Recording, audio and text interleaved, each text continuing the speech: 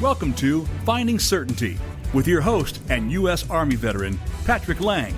Over the next hour, you'll learn from Patrick and his expert guests how to attract more certainty into your business and your life. Now, here is your host, Patrick Laing.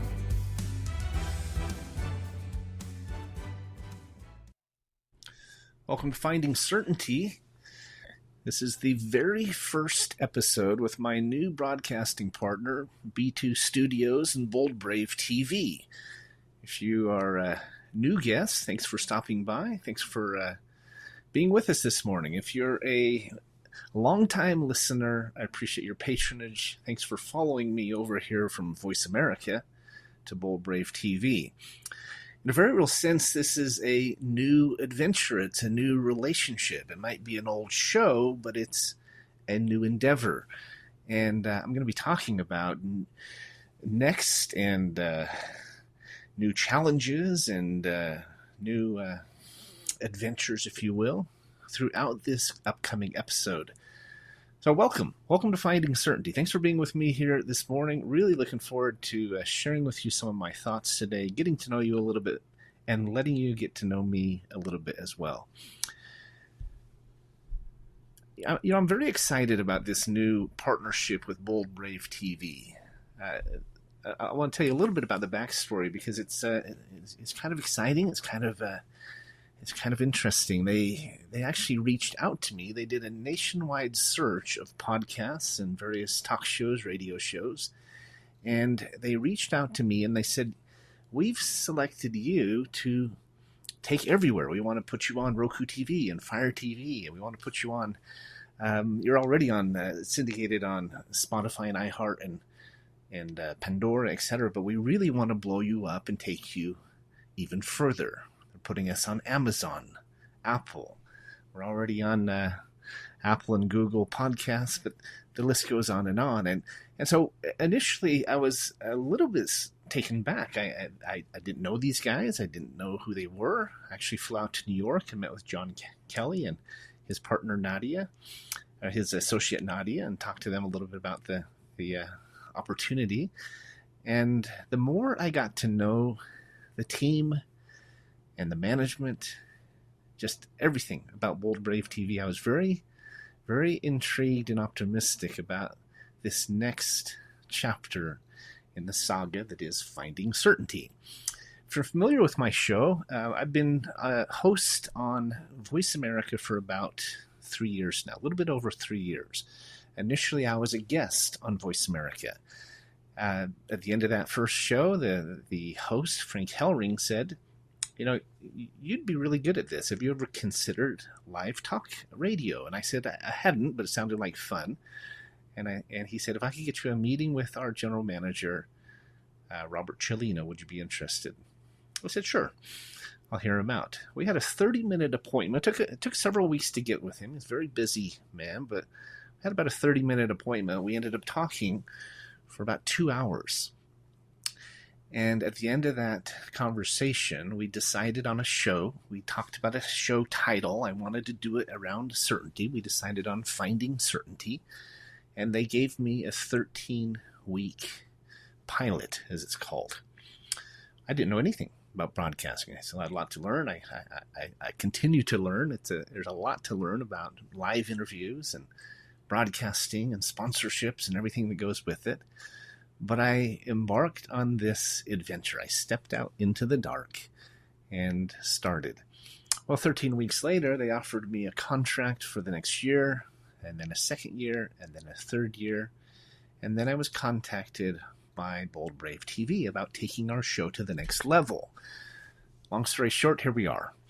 Very excited about this opportunity and about the relationship and about everything that has come together to take Finding Certainty to additional levels and to help get this message of certainty, how to find it, how to develop it, how to really not just discover it, but expand it in our lives.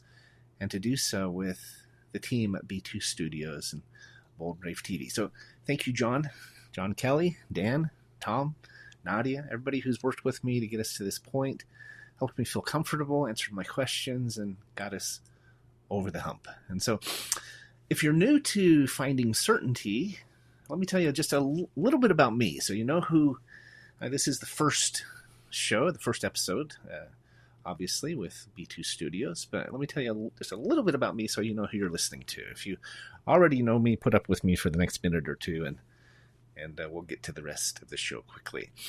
Now, I am the oldest of 3 children. I have 2 siblings, both adopted. One from my brother's from Samoa, my sister's from Korea. We lived in New Zealand when I was a child, and then several years in Utah, and I've been living outside of Utah ever since, about 30 plus years. I've lived in lots of great vacation locations, it seems. Alaska, Portland, Italy, San Diego. We now live in Henderson, Nevada, or Las Vegas. And people give me a hard time. It wasn't intentional. It just worked out that I've lived in places where people like to go on vacation. But I was in the military for 9 years in the Army. We're a veteran-owned company. Certainty Management is our consulting firm. I'll tell you about that. But I majored in English at BYU, Brigham Young University. Thought about going into law, but ended up realizing I was really good at sales. And I was selling during the summers, making hundreds of dollars a day, and realized I'm pretty good at this. Maybe I'll keep doing it. 40 years later, here I am. I've had multiple ventures, worked for multiple employers over the years, owned my own company on more than one occasion. And 5 years ago, I started my own consulting firm, Certainty Management. We now have associates across the country. We have clients in all 50 states. We are growing and expanding in ways I didn't even imagine. We have an extraordinary team. We help our clients as a profitability consulting firm to help them make more and keep more. And we do this in several different ways. I also own Certainty Global together with Frank Hellring and Andy Tenney. And I own another company named Certainty Holdings. So long story short, we've learned a lot over the last several years. I grew up in a really incredible family, phenomenal parents. I'm married with 5 children, 18 to 26. Love of my life, Tesha Ann Laing, is my best friend and my partner. So that's enough about me. I explained how the show started, and let me explain how these monologues got going, because originally I just was doing interviews. Every week I do an interview, and you'll hear those here on Bold Brave TV as well. But the first week of each month, first Wednesday in this case, now that the shows are Wednesday at 11 a.m. Pacific, 2 p.m. Eastern, the first show I do a monologue. And I've been working my way through the alphabet. If you listen to my past shows, you will have heard me talk about A is for accountability, and B is for balance, and C is for composure, D is for discipline. The list goes on. These are topics that illustrate, I believe, characteristics and approaches to finding more certainty in your life. Well, that is the purpose of this show, is how to do exactly that. How do we find this elusive sometimes, but so attractive and so needed, and such just this principle that is so important of certainty? Well, that's what these monologues focus on. That's what our guests focus on. Every guest that you'll hear here on Bold Brave TV is another guest that illustrates through their life and through their career the value of certainty in their lives and how to acquire it, how to achieve it. That's what we're focused on here at Finding Certainty. So let's jump into the topic. Today is my monologue, and I'm up to the letter N in the alphabet. Last month I talked about M is for momentum. How do you achieve momentum in your life, and how does momentum contribute to certainty? Well, now I'm going to be talking about the word next. It's kind of an odd one. I struggled a little bit with N is for what? N is for, natural talent. N is for nexus. And I considered several different words. But the more I thought about it, especially with this new relationship and this new show, I thought the word next is a really important word when it comes to developing certainty in our lives. And there's a lot of different elements of it. There's a lot of different ways to look at the word next. And so I thought I'd share some thoughts with you today. The first thing that came to mind for me as I thought about N is for next is what do we do? How do we move on and move forward when we deal with a crisis or a loss in our lives? That's a tough one, right? How do we recover? How do we pick ourselves up and keep moving forward when maybe we have had the rug pulled out from under us?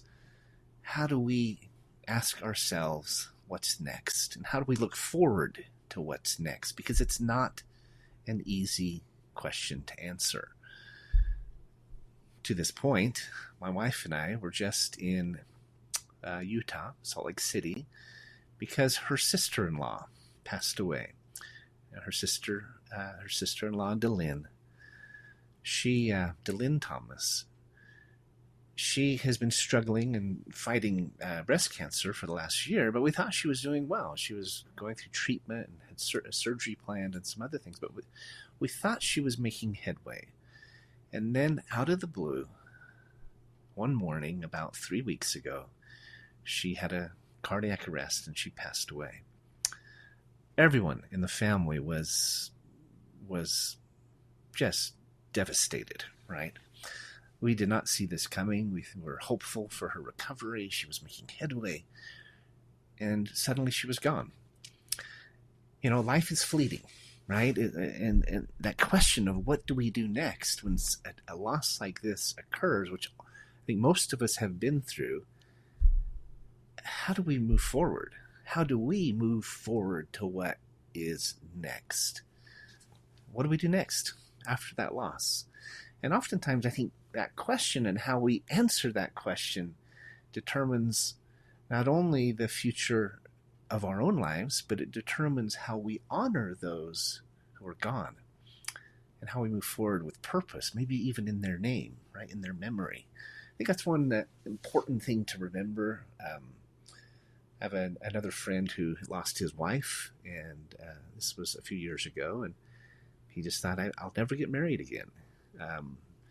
But after a while, after some grieving and after some reflection, he said, she wouldn't be happy if I was alone the rest of my life, if I wasn't happy, if I was miserable, if I was grieving, I was traumatized. He said, my wife would not want that for me. And he's now happily remarried. I think it's important that we look not only at our future and those around us, but those we are remembering, that we do honor them, that we do move forward with purpose, that we don't lose ourselves in the grief or the tragedy or the devastation, that so much so that we become immobilized and that we miss out on the rest of our life and the contribution we could make, the good we can do, the certainty we can create in others' lives. I mean, Daniel, my brother-in-law, who just lost his wife, I can't even imagine what he's going through, but he has 4 daughters. He immediately said to himself, he talked about this at the funeral, he said, I can't give up. I have to keep going for them. And he needs to keep moving forward for himself as well. His wife, Delynn, who was an extraordinary mother, an amazing spouse, amazing family member, just an incredible person. She lived life to the fullest. And she and Daniel, they traveled the world. They rebuilt these old Land Cruisers together. They really sucked the marrow out of life as a couple. I was always inspired by them. And I know she wouldn't want him to stop. She wouldn't want him to change, even though he's grieving now and he's suffered a terrible loss. I know she wouldn't want him to give up. And so that's the question. What do we do next? How do we move forward? The main thing to remember, in my opinion, is that we need to move forward, whatever the cost, however difficult it is, even if it takes a little bit of time. I'm not saying you go out and start dating the week after your spouse passes away, but don't be opposed to dating someday, eventually, considering new opportunities, new relationships, considering even another marriage, another future that's different perhaps than what you had planned on or were looking forward to, but could still be good.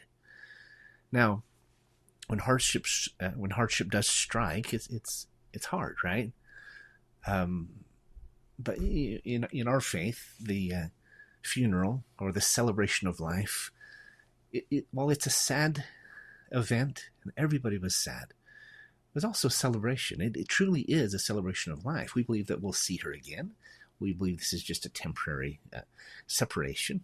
She's waiting for us. I said at one point, she's better than all of us. She was ready to move forward to the next step in her life, and it's just it hurts right now. But she's waiting. She's waiting to see us. She's waiting to see you guys. She's just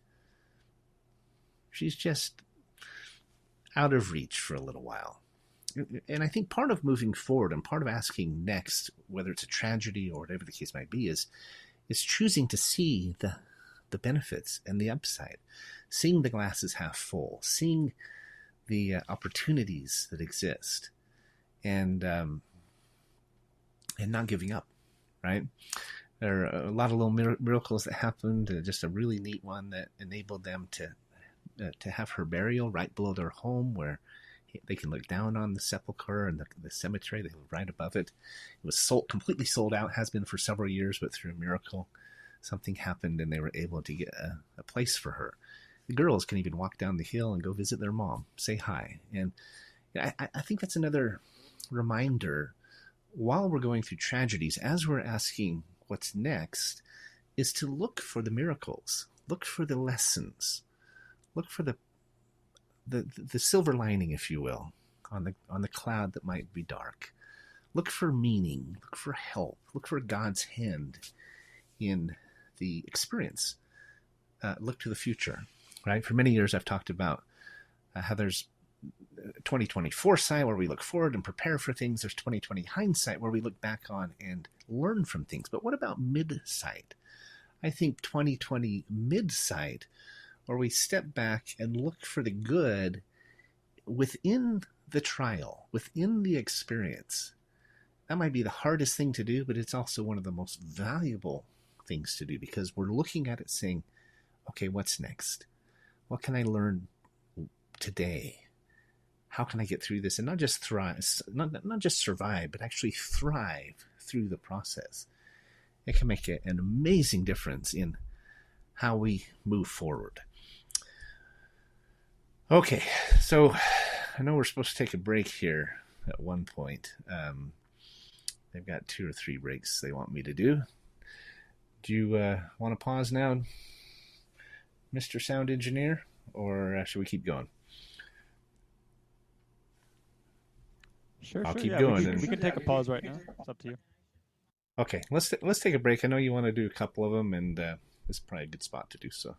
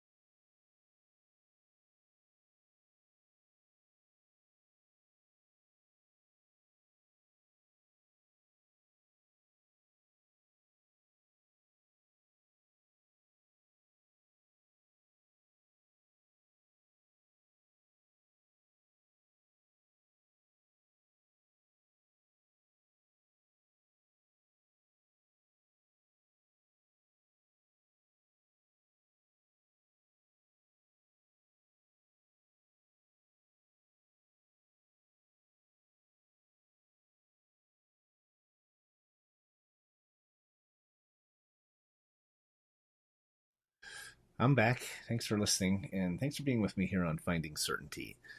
We're talking about how do we move forward? How do we ask ourselves and make plans and preparations for what's next, especially after a tragedy. One of the lessons I learned years ago was from Stephen Covey's book, 7 Habits for Highly Effective People. And he talked about the power of a paradigm shift. And really what that is it's not just feeling differently, but it's actually seeing a situation differently. Now that can happen passively, it can happen subconsciously, sometimes it's forced upon us. But I believe there is real power and real certainty in our lives when we do this proactively, when we choose to, as I was saying, have this 2020 mid-sight. We choose to step back and look at the situation. I think my brother-in-law Daniel Thomas, he seems to have done a good job at that. While he's devastated over the loss of his wife, he was able to step back and look at his kids. He took his daughter to a hockey game last week. He's forcing himself, which you have to do sometimes, to step back and ask questions and see the big picture, see the pros and the cons, not just the hard parts, but the good parts. See the future, even if that's just one step at a time. And sometimes that's all you can do. You can't see beyond the next day or the next week or the next month. You just have to take a step at a time. Sometimes we just put our head down and keep trudging forward. But the more of that we do, the more our paradigm shifts, the more we see things differently, and ultimately we feel differently. It's fear that oftentimes keeps us from doing this, keeps us from moving forward. I always ask my salespeople, what do you think is the biggest fear? And they list different things, fear of the dark, fear of deep water, fear of public speaking. That's a big one for a lot of people. It was Jay Leno that said most people would rather be in the casket than giving the eulogy. I always thought that was funny. But there's the fear of dying, right? But ultimately, the biggest fear, and all of these illustrate this, but the biggest fear is the fear of the unknown. Why is that? That's why we're afraid of the dark, because we don't know what's out there. Deep water, we don't know what's down there. We, afraid of death. We don't know what's going to happen next. Is it going to hurt, right? But it's the fear of the unknown, what's coming next, that makes many of us hesitate, settle, and even avoid risks. It's the fear of what we can't see that keeps us from moving forward. So how do we overcome that? Right? We definitely need to. We cannot live our lives in fear if we ever want to truly embrace certainty in our lives. I think the first thing is to have faith and trust that what's next will work out. It may not be perfect. We might skin our knees. We might stumble and fall. But as long as we fail forward, as they say, pick ourselves back up, keep trying, have faith that we can do it, it'll work out. And it's a great first step, if you will, for overcoming fear of the unknown in our lives. A second step, I believe, is collaboration. We don't have to do it alone, right? I'm incredibly grateful for my team at Certainty Management: Victoria Foster, Gio McCauley, Andy Tenney, Frank Hellring, Brian Pointer, Liz Deal. These are extraordinary people. They say if you're the smartest person in the room, you should fire everybody. I don't know about that, but I understand the sentiment. You should be surrounding yourselves with people that are better than you. And I have done exactly that at our company, Certainty Management. But when you have collaboration, you have teamwork, you have a tribe, you don't have to do it all by yourself. And if you can learn to delegate and other things and work together well, you can overcome fear of the unknown. You can overcome challenges because you're not bearing that load by yourself. As part and parcel with that, I believe you have to look for mentors, look for people who have been down that path before you, and they know what's next. They know what's around the corner. They can help you have shortcuts and not make the same mistakes that they did, right? And so mentors are an incredibly important part of your team. Very grateful for mentors that I have, like Rob Hagan and Tom Gazaway, Marlon Dubetz, Rocky Brew, my parents, John and Sue Lang. I mean, The list goes on and on. Frank Hellring is my business partner in Certainty Global, but I consider him a mentor. John Santoyo, Ken York, the list goes on. I think you have to have that. You have to have mentors and you have to have teamwork if you want to succeed at anything. Think about parenting. I mean, most people who embark on parenthood have a team. They have a father and a mother, or a mother. They have a team. They have a partnership. And otherwise, I think parenthood would be too frightening to even consider. I look at people who are single parents, like my partner and our chief operating officer, Victoria Foster. She's a single mom, and she is an absolute rock star. She is the bionic woman. I think any single parent who's raising kids by their own, without that support, hopefully they have a network, hopefully they have family or friends that are supporting them, but they are incredible because they are shouldering that load to a great degree on their own. And I couldn't respect them more. If you are a single parent out there trying to find certainty, trying to find your way for your kids, my hat is off to you. And I married a widow with 3 children myself. I went from 0 children to 4 in a year. We have 2 boys together. I have 5 children now. And their mother, Emily, was a rock star. She was the bionic woman. She was a widow with 3 kids, 4, 3, and 1. And I couldn't respect a single mom like that any more than I do. The next principle, if you will, overcoming fear is recalculation, right? You can't just make a plan and implement it more often than not. You have to recalculate because you're going to run into hurdles and objections. You're going to make mistakes. You're learning as you go. Sometimes you're taken advantage of. Sometimes the economy shifts. Sometimes your vendor goes out of business. I mean, there's 101 different ways where your plan that you had in your mind, that 2020 foresight, doesn't unfold the way you thought it would. We've recalculated 100 times with our company, Certainty Management, our JV technology firm, Certainty Global. We continue to recalculate every single day. When I talked about momentum in my monologue last month, that was one of the steps, is recalculation. It's not only a way to have momentum, and it's not only a way to truly succeed, but it is a way to overcome fear. Know that it's out there. It's going to hit you in the face sometimes. Sometimes it broadsides you, but you just recalculate. You pick yourself up, you fell forward, and you don't give up. So, ultimately, when it comes to overcoming fear, oftentimes we just have to step out into the dark. Most of the time, we have to step into the dark.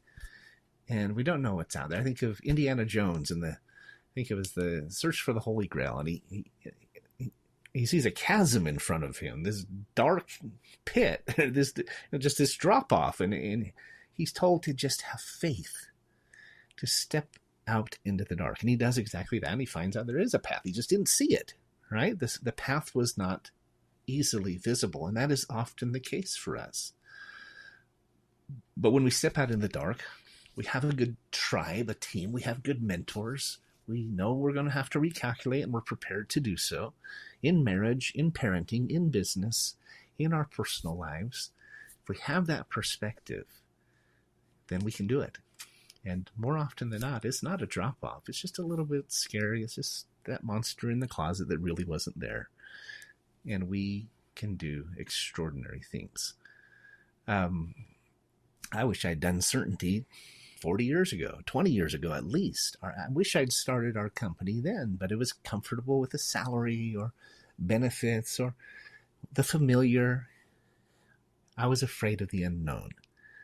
And I wish I'd stepped out into the dark sooner and launched this extraordinary experience that we're having with so many opportunities to not just make income, but make a difference, to not just do business, but do good. It's an incredible experience, and I encourage anyone who's afraid to do it to go for it. And if you don't want to do it by yourself, come do it with us. Reach out to us at Certainty Management. Look us up at certaintyteam.com. We have an opportunity for you to be in business for yourself, but not completely by yourself. We can We can be your mentor. We can help fast track your success. We've got a century of experience on our management team combined that we have put together what we call the best sales job in town, but I won't go there right now. But we're up against another break. Real quick, give you a chance for you to look at our advertisers, for them to look at you. Thanks for being with me here on Finding Certainty. Don't go away. We're going to talk more about how do we find certainty, and when what we're considering next is a business. I want to go into a little bit more detail about that. When we're starting new ventures, how do we succeed at them? How do we build upon these steps I've talked about having faith and teamwork and mentorship, and then recalculating? There's a little bit more we can talk about. I'm going to share a couple of great examples, and we will be right back. Don't go away.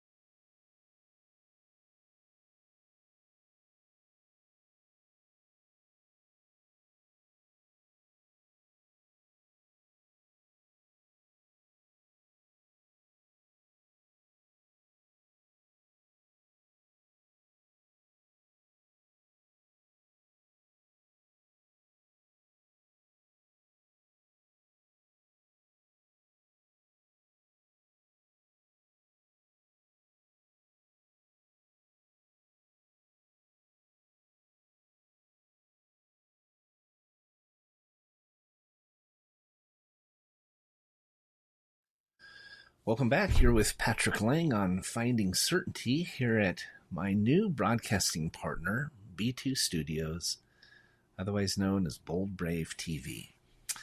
You know, this partnership with them, as I said earlier in the show, is a bit of a step out into the dark for me and for our company. It was a completely unknown relationship that reached out to us, offered me the chance to expand our show. And honestly, when you get those kind of calls, at first you think they might be scammy. You don't know what they're looking for. You don't know if it's really everything it's cracked up to be, and sometimes it's not. Right? You have to be careful. You have to vet things. You have to do your due diligence and so forth. I literally flew out to New York, as I said, and met with John and Nadia and got a feel for them. I like to shake hands and look people in the eye. And did a little bit of research before we decided to move forward with this. But, we have to do that. We have to do that in business, in ventures. We look at new opportunities on almost a daily basis. We're constantly, at our company, Certainty Management, we're constantly looking for ways to help our clients to make more and to keep more, to improve their profitability. And we get invitations to represent products, to attend conferences, and so forth and so on. And, we turn down a lot of them. We literally probably accept about 1% of the offerings. But I have a principle or a rule that I don't just ignore anything. I don't turn down any opportunity to speak, for example. I don't care if there's 5 people in the room. I don't know who those 5 people are. And you never know who will be there, who will hear you. So if I'm invited to be on a podcast or speak on a stage at church, it doesn't matter. I always accept those opportunities if I'm able to, if my schedule will allow. The same thing goes for creativity, for new opportunities. We have to be open to what comes across our plate or across our desk. If we are closed-minded and if we have blinders on, we're going to miss out on opportunities. I'll give you a good example. I was invited to attend a conference here in Las Vegas about a month ago. In fact, I was told I was receiving an award, a Business Leadership and Excellence in Leadership Award. And to this day, I don't know who nominated me. I have no idea how they got my name, but they reached out to me and invited me to attend and said I was, 1, going to receive this award, and 2, going to speak on a panel. And honestly, I thought it was a total scam to begin with. But I did some research. I asked around. I looked into the company, and they're the real deal. And I said, okay, I'll be there. Well, I'm very glad I did, because not only did I get to speak on a panel about strategic partnership, they did present an award. If you're watching the video, it's on the wall behind me. Extraordinary people. I mean, it was a really well done conference. CXO 2.0. They do one in Vegas, one in Dubai, and one in Singapore each year. I was very impressed. And I almost passed. It wasn't the best timing wise for me. I almost passed on the opportunity. I'm really grateful that I didn't. In fact, I made some connections there that continue. In fact, I'm leaving tomorrow on a business trip to Austin, Texas, to meet with one of the gentlemen I met at that conference that I think we're going to do a lot of business with in some really just encouraging ways. So, I bring that up because I think we have to be open. We have to be willing to take on new roles, new challenges, consider new relationships and new opportunities. We have to, I'm not saying have blind faith. I'm not saying to jump into things blindly. Do your due diligence, right? Take the time to explore opportunities, but do exactly that, right? Sometimes we just have to take our blinders off. I tell my team all the time, don't just try to sell one product to one person and take the blinders off. Look at the multiple ways in which you may be able to help them and serve them. Not only how to help them, but who do they know? How to help those they associate with? Do they serve on a nonprofit? Are they part of a church? Are they involved with the city? Or do they maybe they coach their kids' sports team? There's multiple ways that we can help them with our company. And part of the secret to doing so is to take those blinders off and expand your vision. My parents have a sign on it's in their bathroom at their house that says "Reach Up," and it's talking about looking to God, looking heavenward. But I think it also applies in our own lives for looking up and looking forward and having an abundant mindset rather than just a scarcity one. Sometimes we do have to recalculate. We do have to make significant shifts. I mean, back in about 1996, 97, Apple was nearing bankruptcy. If you can imagine, they're $1 trillion company now. But before that time, before Steve Jobs returned to reinvent the company, they were nearing bankruptcy. They made a major shift, and their next became the iPhone, the iPad, and like I said, $1 trillion enterprise. They were willing to take the blinders off, right? Willing to consider new opportunities. Credit to Steve Jobs for being a visionary leader who did exactly that and who surrounded himself with the tribe, the mentors, and so forth that helped them accomplish it. And it's truly one of the business success stories of the ages. I think of there's a lot of examples of that. I'm a fan of Elon Musk, like him or hate him. I know there's a division these days of opinions, but long before he got involved in politics, I always appreciated his approach to business. SpaceX and PayPal and Tesla and everything. He's one of those entrepreneurs, I believe, that is continually asking, what's next, right? In our company, we constantly ask, how can we not just make income, but make a difference, right? We want to not just do business, but do good. And so we're constantly asking that question. I think Elon Musk continues to ask himself questions.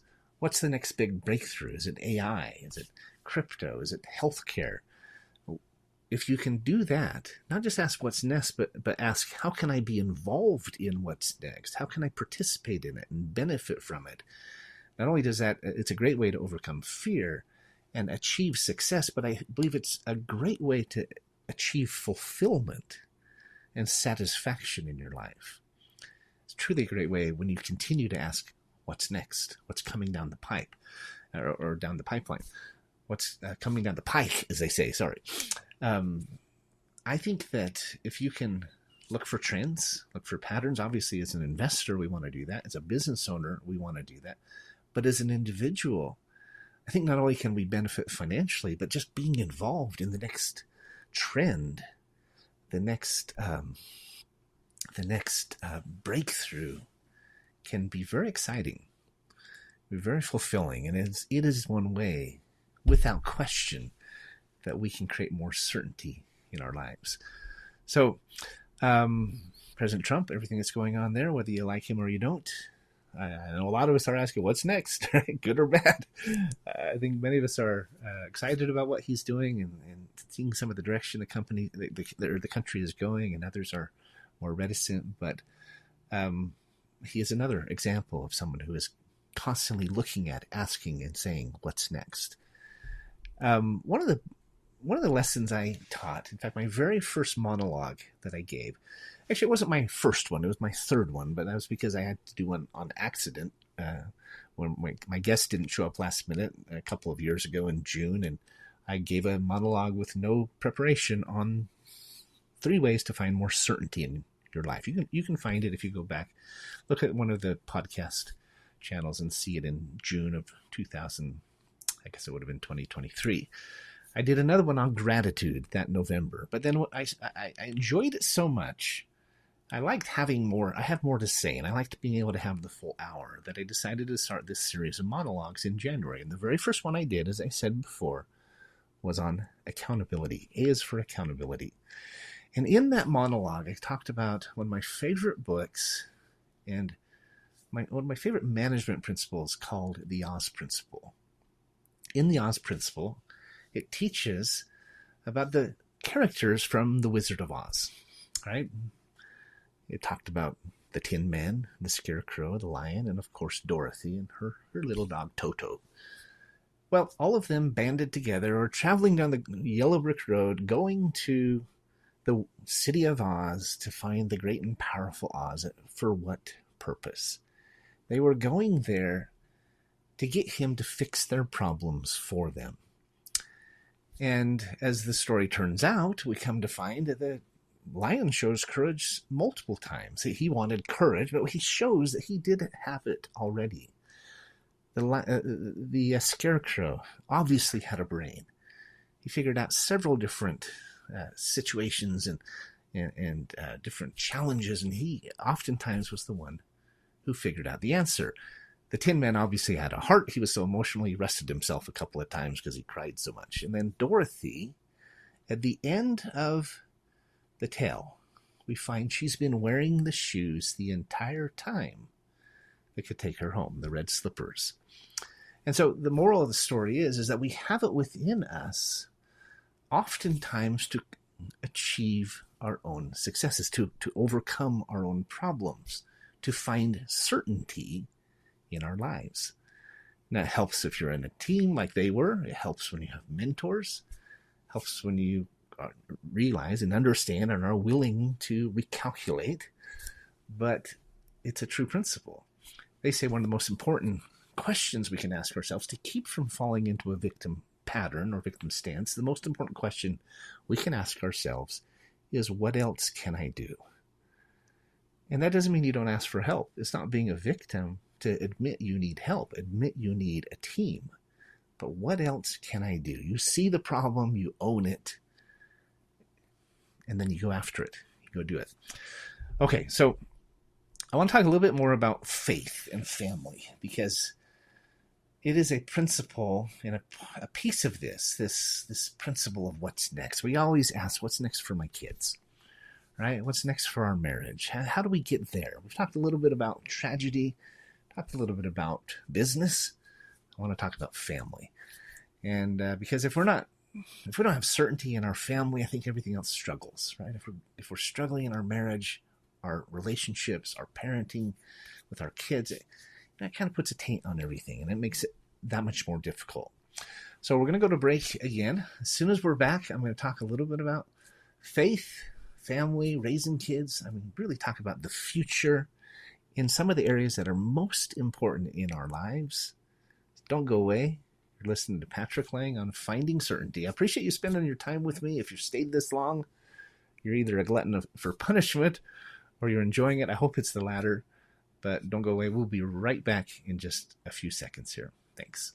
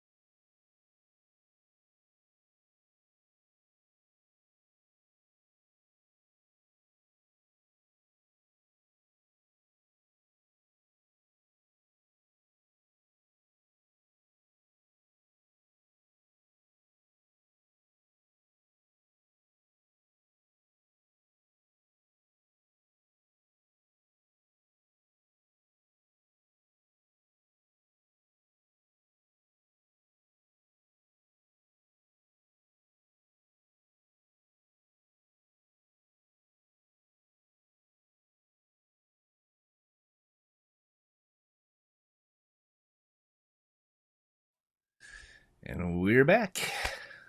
You're listening to Finding Certainty. I'm Patrick Laing, your host. This is our very first episode on Bold Brave TV. You know, I decided to do my monologue on N is for next, because this is the next chapter, if you will, in our show. We've got some really exciting things happening with our business. We're very excited about what's coming next.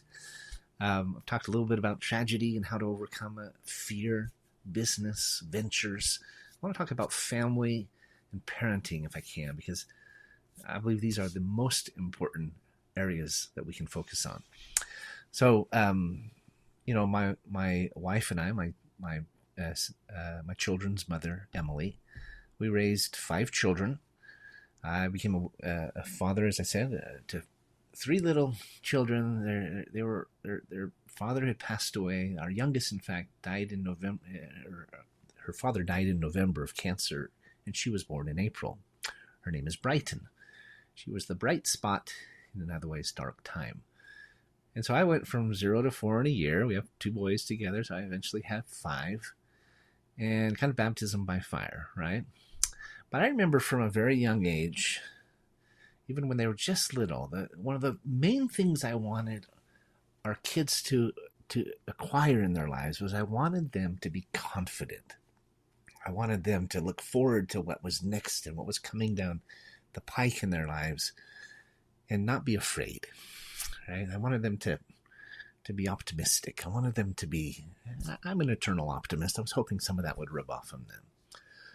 But I remember really wanting them to be confident. And part of that was that I didn't feel very confident as a young kid. I didn't have the best clothes I wish I did. I didn't always say the right things. I mean, you know, we all go through those awkward teenage years. But I remember not feeling that way and hoping that my kids would.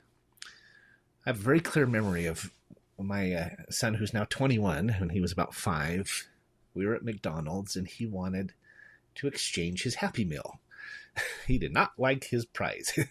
So not the meal, but the prize. And so he said, "Dad, will you go tell them I want a different prize?" And I said, "Well, if you want to do it, you got to go ask him." And he said, No, I can't do that. I said, "Yes, you can. If you want to swap your prize, it's not very hard. Just go up and ask him." And he shook his head, and I finally convinced him that he should. And I can still remember this short little kid who was shorter than the counter walking up. "Can I exchange my prize for my Happy Meal?" You know, holding his hand up. They couldn't even see him. They could see his hand holding the prize up. And to his credit, he explained himself. They listened. They gave him a new prize. And he came back victorious. Right? He was so excited. Well, there are a lot of experiences raising our kids. Are we trying to instill those skills, you know, that confidence, that the ability to overcome the fear of the unknown? That's just one. To their credit, they're extraordinary. I have a great mother. We were married for 9 years, ended up getting divorced, but now I've been remarried for 13 years. I have an amazing bonus mom in my wife, Tesha. But our kids have gone on to do some great things. We have 4 scholarship recipients, 2 Division I athletes, an amazing, talented. Our youngest is he fights wildfires in Oregon. He's an extreme sports, just incredible athlete, mountain biking, cliff jumping, snowboarding, etc. I'm so proud of my kids. But, you know, it's not just about having a child. It's about what you do next, how you raise them, how you teach them, how you inspire them to approach life with that attitude, right? What's next? And bring it on, right? With my salespeople, I tell them just say, yes, no, next. It doesn't matter if you get a no. Just get a yes, a no, and then say next. Same thing with our kids. Very proud of what they've achieved. My oldest got a full-ride scholarship to Wellesley College in Boston. She's in dental school now. My son is a diver for Cal State, Division I diver. My daughter was a tumbler, a gymnast for the Oregon Ducks. Our oldest son is a brilliant double major in math and physics. He works for a laser company now. As I said, our youngest is finding his way as well. But, you know, when I talk about our kids, I think there's a very important lesson. I want to share this with you before we run out of time. And that is that we make the danger when we're talking about next, that we're constantly looking forward and we forget to remember to be present. One of the best books I've read is a book called The Present. It's about how the greatest gift we can give to our loved ones and those around us is to be present, to be off our phone, to be engaged, look them in the eyes, and be present. It's a book by an author named Spencer Johnson. Well, one of the ways I think we helped our kids, and one of the lessons we tried to teach them, is to do exactly that, to be present, right? Sometimes we didn't do it as well. Sometimes we could get off our phone and do a much better job. But having that balance and having that ability to focus on the here and now, not just the tomorrow, not just what's next, but what is here, what is staring us in the face. That is another principle, I believe, for finding certainty and even joy in our lives. We all have heard the adage, right? There's nobody ever wish they spent more time at the office when they're on their deathbed, right? We've heard the saying, you never see a hearse pulling a U-Haul to the cemetery, right? I believe this principle is critical to finding certainty in our lives. That's why I take my wife on a date every Friday night. Even if we don't feel up to it, we go and do something. That's why I try to take her on a vacation at least once every 3 or 4 months. Might be something cheap, go visit family, get away for a weekend. It might be something more elaborate, like a trip, a vacation, a cruise or something. But finding certainty in the moment is being present for those we care about is one of the most important principles I know of. And so in a sense, it's to forget about next, right? Or at the very least, remember what's next to grow relationship. What can I do today, right in this moment, to build on our relationship? If it's important to you, we have to find balance. We have to be grateful for the here and now. My first monologue was on certainty, and then on gratitude, and then I talked about accountability. And as I said, in February of last year, I did B is for balance. We have to be willing to embrace opportunities and to step into the dark and to jump sometimes, right? To not be afraid. Sometimes it's crazy. Sometimes it sounds crazy. Sometimes it's just spontaneous and off the cuff, but it rarely goes wrong in my experience. I'm not saying about doing something stupid like robbing a bank or something. I'm talking about in life. Funniest story, my wife and I went on this little 4-day cruise of the Mexican Riviera. It cost us $280. I had this great travel service that saved us a lot of money. And on that cruise, it was only 4 days, 5 days, 4 nights. But I got so much done in the 2 days we were at sea. I came home and I said to my wife, I said, man, we should see what else is out there. Let's find something longer. I bet I could get a lot done if we had more days at sea. Well, we found this cruise from Miami to Barcelona, 12 days at sea, for less than $1,000. And we jumped on it. We literally drove home from our Mexican Riviera cruise from LA, did laundry, packed our bags, left the next day. Had to find someone to watch the cats, but it was such a great experience. I got a lot done on the cruise. We just had a great time together.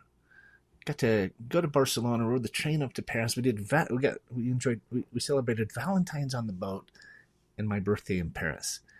And it was because we were willing to jump, to take advantage of an opportunity. It was with no notice, right? No planning. I'm grateful to my wife that she was willing to do that. I live my life like that. And I believe if you're willing to do that in your own life, you'll be grateful that you did too.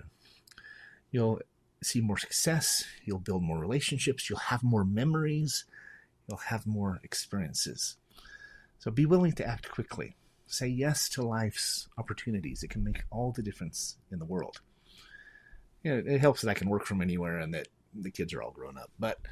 And we know there's cycles of life. So what's next for you? What's next in your life?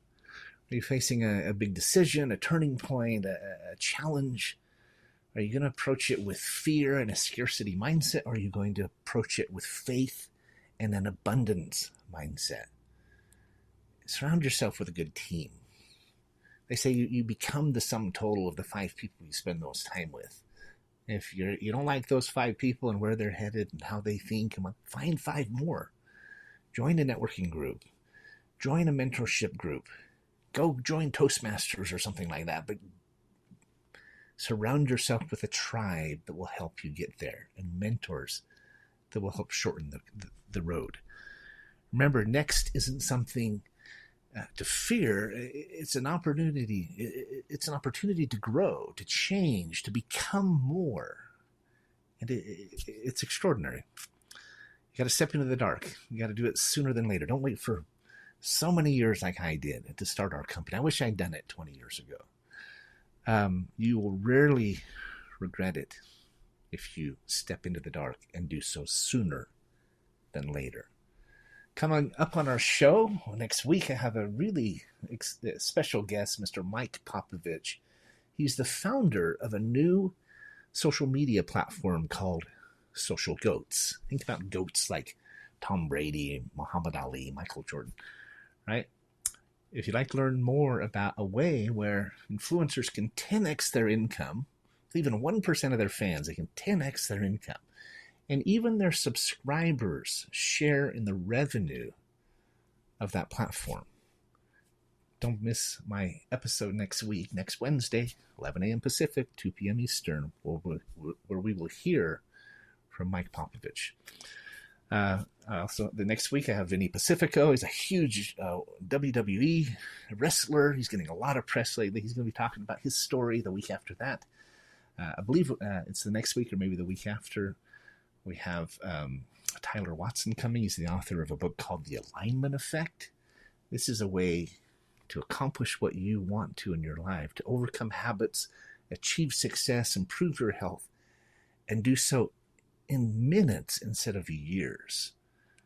Those are the kind of guests that we're going to be having here on Finding Certainty. So very excited about this next chapter in our story. This next partnership, this new relationship, this new adventure. I'm excited about what's next. I hope you are too. And if you aren't, try to go back and listen to this episode. Listen to some of the keys and the secrets so that you can. Because you should. The glass is half full, not half empty. It's all comes down to your perspective. But these are principles that are absolutely true. And not only do they work, but they create ripple effects in our lives. They create, lately I'm saying it's not just ripple effects or mushroom effects. It's an avalanche. It's like a snowball that starts rolling down a hill and getting bigger and bigger and bigger. I told you I went to that conference. I wasn't so sure about it. They said they were going to give me an award. So I said, okay, I'll show up. Made these extraordinary relationships. And then they even asked me to be a keynote speaker at their next conference in Dubai. I'm going to be on 4 panels in Dubai and be a keynote speaker about our energy optimization service that can help literally create all the energy needed for the hyperscale AI data centers out there. I'm out of time, guys. Thanks for being with me today. Hopefully this was helpful. I wish you the very best. Certainty can be had. It is out there. You can find it. We can help. And I wish you the very best. Thanks for being with us today, and bye for now.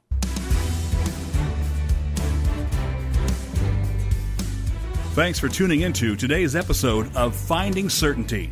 We hope you've gained some more insight into how to create more certainty in your own business or nonprofit.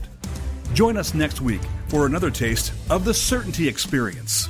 Until then, we wish you greater certainty in all that you do.